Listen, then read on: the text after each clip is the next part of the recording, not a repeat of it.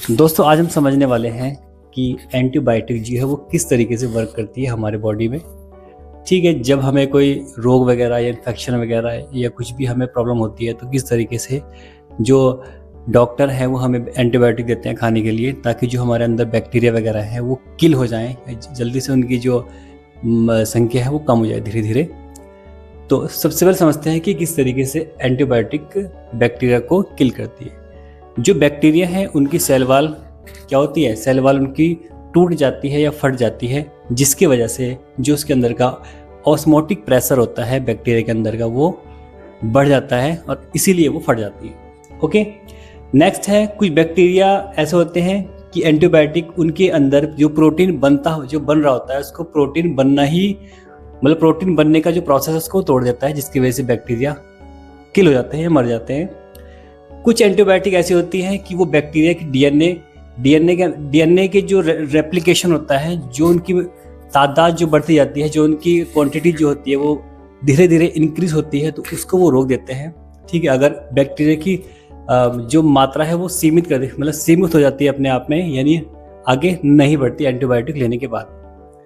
अब अगर ऐसा है तो आप लोग सोचेंगे कि हमारे ऊपर वर्क क्यों नहीं करती है, ये बैक्टीरिया को ही किल क्यों करती है, हमें किल क्यों नहीं करती है। तो ऐसा इसलिए है क्योंकि हमारे बॉडी में सेल वॉल बिल्कुल नहीं होते, और जो बैक्टीरिया है, बैक्टीरिया के अंदर जो राइबोसोम होते हैं वो 70S टाइप के होते हैं, लेकिन हमारे अंदर राइबोसोम जो होते हैं वो 80S टाइप के होते हैं। इसी वजह से बैक्टीरिया जो एंटीबायोटिक है वो हमारे मतलब हम पे इफेक्ट नहीं करती है, ये हमारे ऊपर हमला नहीं करती है, वो बैक्टीरिया पे ही हमला करेगी।